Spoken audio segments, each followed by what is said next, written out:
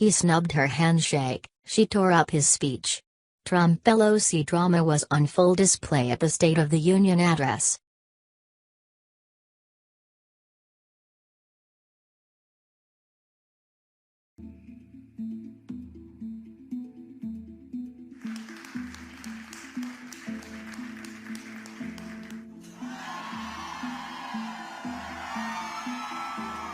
We know there's delays, but we know one thing. We are punching above our weight. We're going to walk out of here with our share of delegates. We don't know exactly what it is yet, but we feel good about where we are. And look, so it's on to New Hampshire. I have a message for every American. Our union is stronger than Donald Trump. When those results are announced, I have a good feeling we're going to be doing very, very well here in Iowa. Because, by all indications, we are going on to New Hampshire victorious.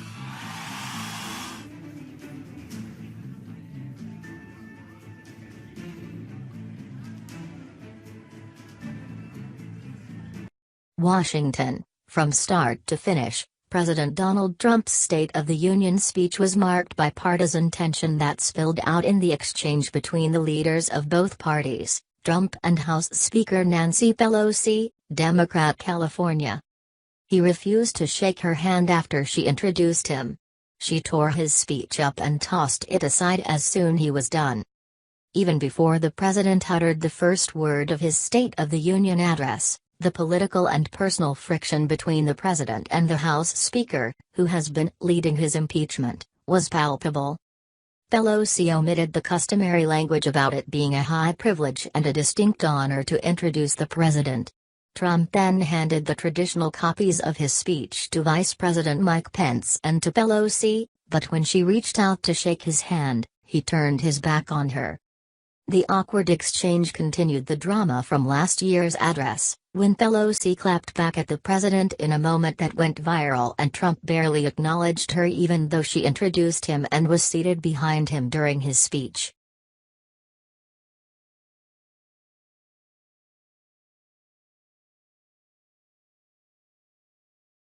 This year's exchange marked the first time they've met since Pelosi stood up and walked out of an October 16 meeting on Syria in the White House.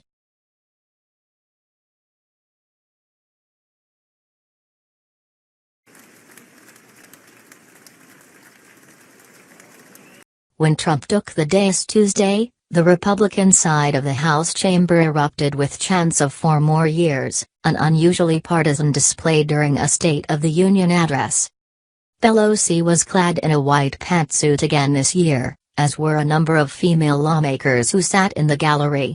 The color is a form of protest as well as a tribute to the 100th anniversary of the suffragette movement that gave women the right to vote. The tension between the two rivals, and the two parties, lasted much of the night.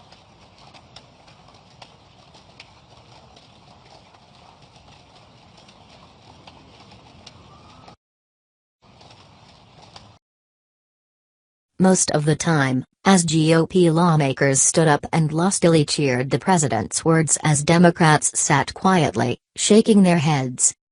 Pelosi, sitting behind the president in her customary spot behind the dais, wryly smiled when Trump talked about protecting pre-existing medical conditions first guaranteed by President Obama's Affordable Care Act that Republicans, including Trump, have tried to dismantle for years. She shook her head when Trump took aim at California, her home state, for being a very terrible sanctuary for undocumented immigrants who commit crimes, and mouthed the words "not true" during other portions of his speech. There were some rare moments when the speaker applauded the president. 2019 memories. Nancy Pelosi clapped at Trump during State of the Union. The memes quickly followed. She stood up and clapped when Trump spoke of the need to depose Venezuelan President Nicolas Maduro and introduced opposition leader Juan Guaido, who stood in the gallery in the First Lady's box. Pelosi also stood and clapped when Trump spoke of spending on infrastructure, one of the few goals both parties agree on. Although the topic of impeachment was not mentioned, Trump could not have missed the House lawmakers, or managers, who prosecuted the case. All but one of whom were seated in the front row, just feet from the president they had impeached. Pelosi was dressed in white and wearing the golden mace of the Republic brooch she wore on the day she opened impeachment proceedings against Trump. The pin is a historic symbol of the legislative authority of the House, and Pelosi often wears it at high-profile events. Trump was in a sour mood at last year's State of the Union, having just caved on ending a 35-day government shutdown because of his insistence on border wall funding, and openly grousing about Special Counsel Robert Mueller's probe into Russian interference of the 2016 elections. On Tuesday, the president had plenty to crow about. The Senate is about to acquit him on impeachment charges, his polls numbers are up. The strength of the economy was punctuated by Tuesday's 408-point surge in the Dow Jones Industrial Average, and the glitches surrounding Monday's Iowa Democrat caucus made a bad night for his opponents. Despite the shadow of impeachment, some lawmakers put on a show of bipartisanship and fence mending. About 24 House members from both sides of the aisle wore purple to promote unity during the president's address.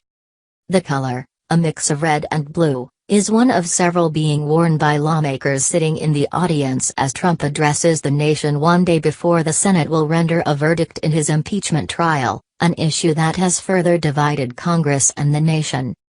After Trump finished, Pelosi stuffed what remained of Trump's ripped-up speech in a blue envelope. She showed it off to fellow Democrats, including Representative Zoe Lofgren, DCA, one of the House managers prosecuting the impeachment case. After she left the dais, she took the ripped pieces of paper from the envelope and waved them in the air to those left in the chamber and those in the public viewing gallery above the chamber. As she waved the speech, those in the audience could see the large and prevalent signature of the president. As she left the Capitol, a reporter asked her why she tore up the speech. "Because it was the courteous thing to do considering the alternatives," she said. The White House responded in a tweet that Pelosi was ripping up more than a speech. Her act, it tweeted, belittled the folks Trump championed in it, including Charles McGee, one of the last surviving members of the Tuskegee Airmen, and Kayla Mueller, a humanitarian aid worker tortured and killed by ISIS. The White House. At White House. Speaker Pelosi just tripped up. One of our last surviving Tuskegee Airmen. The survival of a child born at 21 weeks. The mourning families of Rocky Jones and Kayla Mueller. A service member's reunion with his family. That's her legacy. 71K. 10:46 a.m., February 5, 2020. Twitter ads info and privacy. 43K people are talking about this.